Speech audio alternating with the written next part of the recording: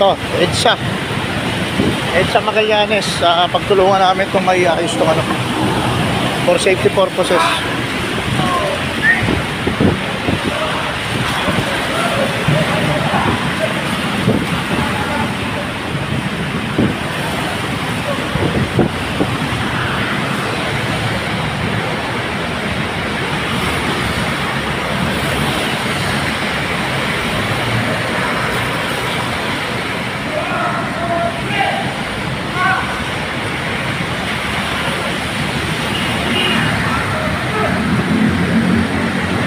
Okay, good job Makati Police.